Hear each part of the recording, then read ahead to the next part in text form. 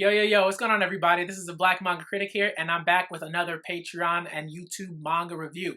So we're going to be reviewing Haikyu Volume 1, alright? This is going to be a little bit different, where I'm going to make sure that, the video is not too long. Wish Atelier Volume 1 was a really long video, and I don't think it needed to be that long. But if you enjoyed it, great. So when we get into Haikyu Volume 1, what's going to be happening is I'm going to sort of focus on the first chapter and the last chapter of the volume. And what I hope that will do is kind of allow y'all to see just how drastically different things have changed from that first chapter up until the last chapter of the volume, right? Sometimes when you're reading a first volume, you don't feel like too much has happened, and that can make for a disappointing experience with your first volume. But I think Haikyu is a really great example of just how you're supposed to sort of set up a volume, where it's not necessarily the number of chapters, but how much happens throughout those chapters, so that by the time you're done with that volume, you're like, oh, I want to read more, and you feel satisfied just having read that first volume. Maybe you don't necessarily want to read more at that particular point in time right after the first volume, but if you want to wait a month or something like that before reading the second volume, you feel like you can do that because you've gotten so much from the first volume. Okay, so before I get into the review, I really want to shout out my patrons, Key, Morning Haze, and Ash. Y'all are the best. The support means so much to me. You have no idea. Like, it means a lot. So if anyone else that's watching this video wants to become a patron, use $2 to start. And, if that's something that you feel like you can afford, awesome. All of the support means a ton. Again, it means a ton to me. And if you want to become another supporter of my Patreon, I would adore you for the rest of time. Now, when we get to the review of Haikyu Volume 1, we got to start with Chapter 1. So with Chapter 1, we get introduced to a few characters, but the main two are Hinata Shoyo and Tobio Kageyama. Now, these dudes are very different in a lot of ways, right? Hinata's very sort of happy-go-lucky. He's very excited just to have the opportunity to do certain things. And Tobio Kageyama seems to be kind of wound up a little bit too tight. He's very stern. He's always got a scowl on his face. You're like, dude, what's the matter? What's going on? You're in middle school. Like, I know middle school kids have lots of issues and stuff that they have to work through, but it's also like, dude, you always got a scowl on your face. You gotta relax a little bit. Just a little bit. All right? But we know that they're at the ends of their middle school careers. Hinata hasn't really gotten a chance to play volleyball in an official match. Kageyama has gotten a lot of chances because he's a prodigy. Excuse me. And the reason why Hinata hasn't gotten so many chances is because he's not really skilled, and because his school doesn't really have a volleyball club. He's like the only person that was like a part of his volleyball club. So he literally had to get players from other clubs to play in this match that you're seeing in this first volume.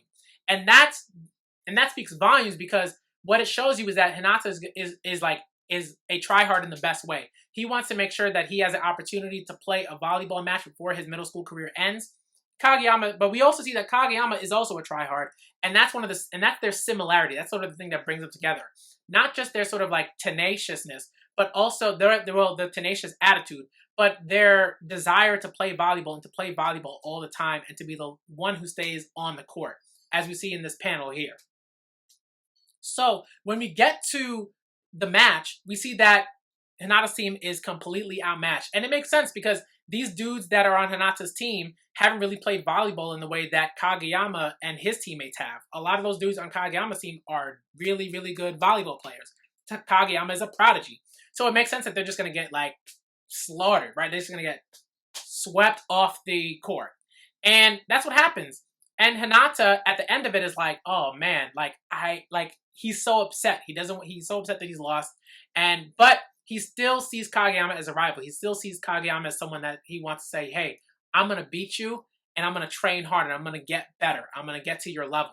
And Kageyama's like, all right, come see me. And I love that, because it's like, let's go, the rivalry. And that's sort of your typical sort of shonen thing, right? You see that the rivalry has begun, and you know that, oh, okay, these dudes are going to be fighting it out for the rest of the series. And then you realize that they're going to be on the same team in high school. They're both on the Karasuno volleyball high school team, or at least they signed up for it, right? But then what we realize throughout the rest of the chapters is that they aren't really great teammates. They clash too much. And one of the players, Satomura, right, Daichi, he's like, yo, y'all are not messing with my team, all right? We got a really good sort of like, camaraderie going on, and y'all aren't going to mess with it. If you're going to mess with it, you can't play volleyball on this team. And that's great because you're like, damn, how are they going to get out of that situation? That's one of the things I love about this volume, where it doesn't just start out like, okay, you're going to be great as a team. Let's figure it out. It's like the captain is like, yo, y'all need to figure your stuff out before we can even get to like playing volleyball with other teams, let alone with each other. And I love that because the first volume really takes the time to go through that process, to sort of figure out, okay, how are these two going to play together? How are they going to play with other teammates other than each other? And how do they, come together, not just as rivals, but as teammates? It's a difficult thing because they don't really like each other in a sense, right? This is like the very beginnings of their rivalry. And so it's like, what's going to happen?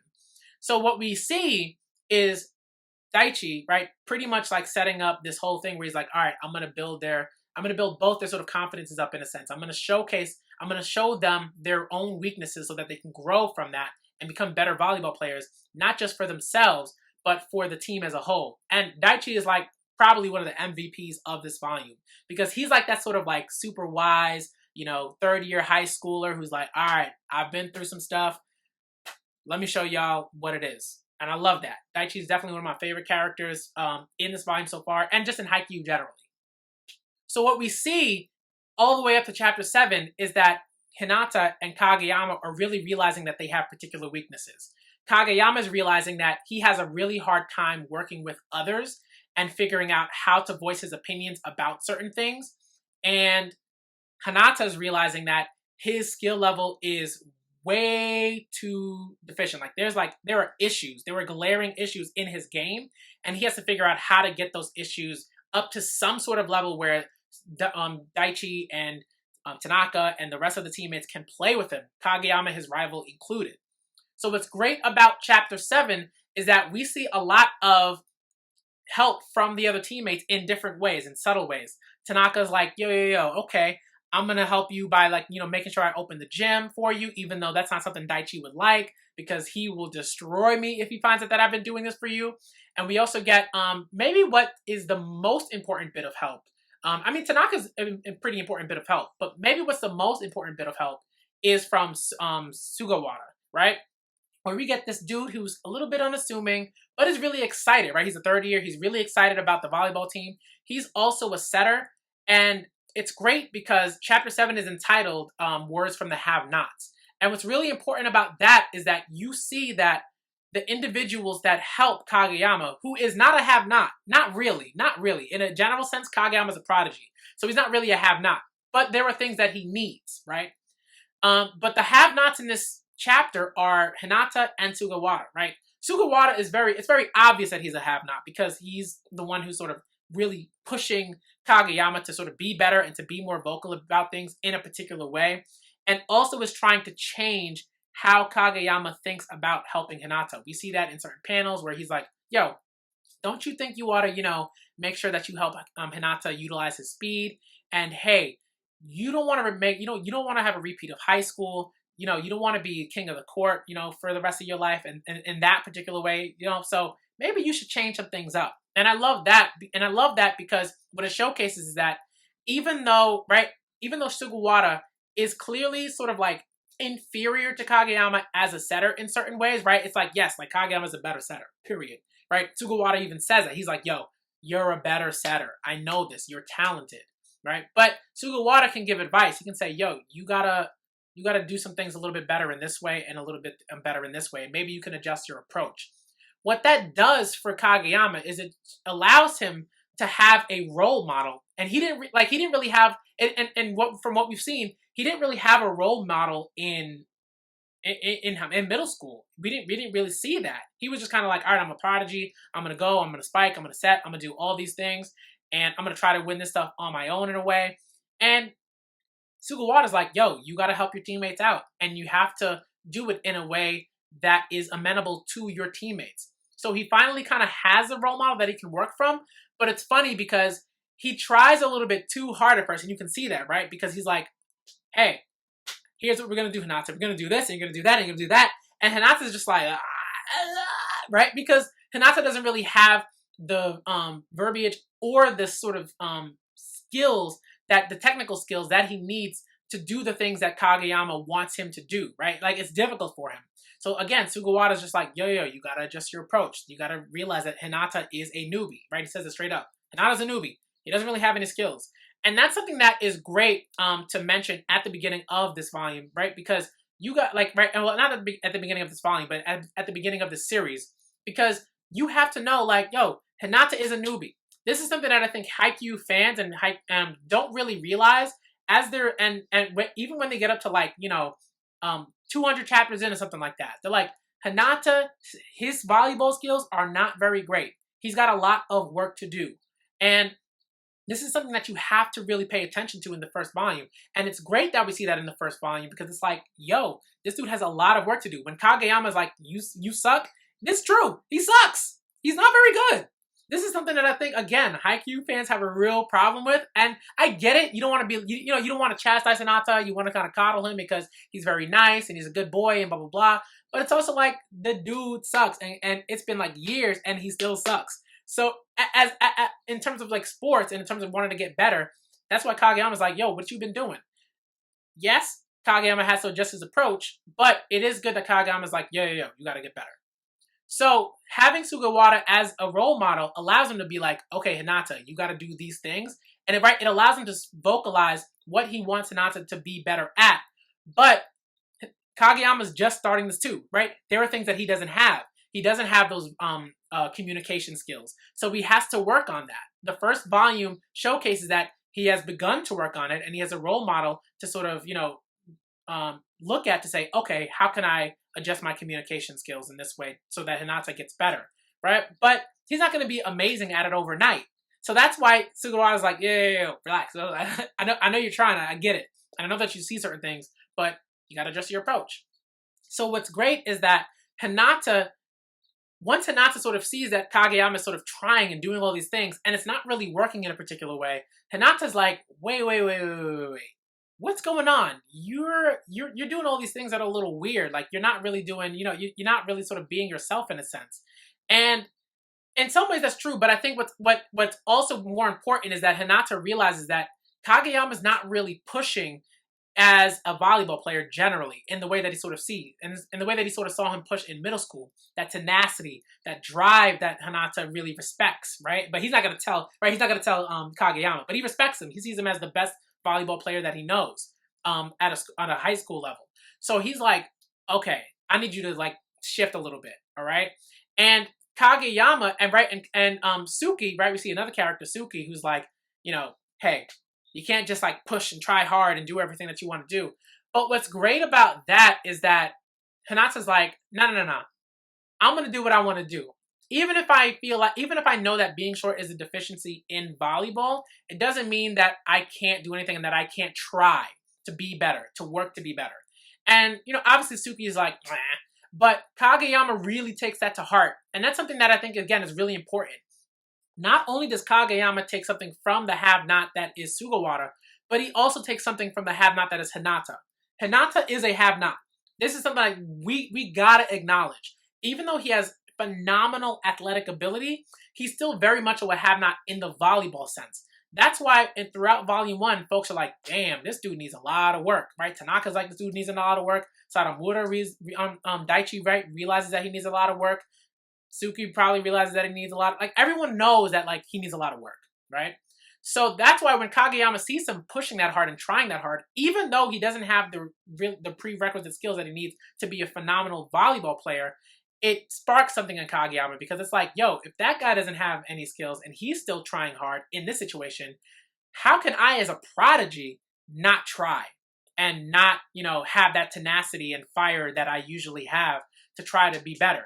So what's interesting is that when we get to the end of volume, right, when we get to the end of Volume 1 and at the end of Chapter 7, we see that Kageyama adjusts his approach so that he's not being too nice and is like, oh, well, Hinata will adjust with time and he'll do these certain things. But he's like, yo, you do this, I'll get you the ball. And it's a very direct Kageyama-esque way of approaching that situation, right? Where it's like, oh, that's more like the Kageyama that we grow to know in Volume 1. The one who's like, let's go. You know what I mean? That's the Kageyama that we like to see. So that's why I love, like, what I love, right, is that Furudate is doing a very seamless sort of thing where he's saying, okay, Kageyama realizes that he's doing a little bit too much yelling and too much and he's being too forceful.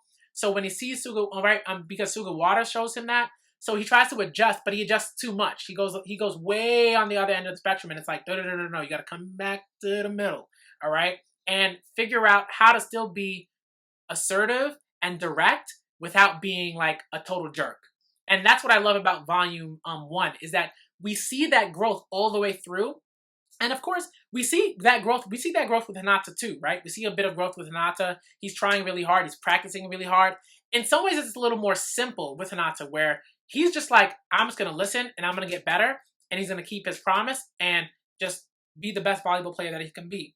And that's why we also have to remember that, again, Hinata is not the only protagonist. Kageyama is also another protagonist, all right? A really, really main protagonist. We can never forget about Kageyama when we're reading Haikyu generally, all right, let alone in Volume 1. So again, Hinata has quite a bit of growth, right, in terms of like sort of getting a little bit better at receives, but he's still not at a place where it's like, oh, he would be considered to be good at receives, but he's getting better, and we see that, and that growth is necessary because it inspires Kageyama, and Kageyama sees that, and he's like, all right, I got you. Let me try to help you out. So what happens is we have so much that happens throughout the volume, right? We have a bunch of things that happens from Chapter 1. In Chapter 1, we have these two characters, Hinata and Kageyama, who are just very different and do not get along, and they have these glaring issues, right? These glaring issues. Kageyama is too rigid, too totalitarian, and is not very good with communication. And Hinata is, great with communication and great at, being friendly with others and working with others, but his technical skills at volleyball are so bad that he really, really needs to work extremely hard, way more than others have to catch up to get to the level of playing on a high school team like Karasuno and playing with a player like Kageyama. So we see a lot of that. And what I think is really great is that by the time we get to Volume 7, we've seen such a marked shift in the ways that, one, they interact, but two, the ways in which Hinata, and maybe even more so Kageyama, act as volleyball players and as people, right? We see a lot more through Kageyama in terms of being like a little nicer, if you want to call it that, being a little bit nicer. And we see a lot more with Hinata in terms of sort of being like, all right, yes, I know that I don't have these particular skills, but I have to work hard, and I'm going to work hard. And I'm not just going to be like, all right, I just want to play volleyball. It's like, no. You can't just want to play volleyball. You also have to want to get better. And you also have to want to do the prerequisite work of getting to get better. So that's why I love that by the time we get to from Chapter 1 to Chapter 7, we see a lot. And we've covered a lot. We get to meet these certain characters. We get to know a little bit about their background in terms of where they came from middle school. And we get to see a little bit of, how they play together on the same team, right? And I think that's great and it's wonderful. And we get to see a bit of other characters, right? It's not just Hinata and Kageyama that grow as characters or are developed, or maybe it's more accurate to say developed as characters, but we also get more of Tanaka as a character, Daichi as a character, right? Sadamura, right? Mura as a character, and Sugawara as a character, right? We get a whole bunch of that, all right? And I think that's sort of the strength of Haikyu Volume 1, and Haikyu in general. It's that the character development is like, whoop, it's very high. It's very well done. So if you are looking to read more Haikyu, definitely check it out. And if I were to say, I don't give ratings for volumes or anything like that, but I feel like Haikyu is one of those volumes that does such a great job of showcasing just how much you can pack into a single volume, right?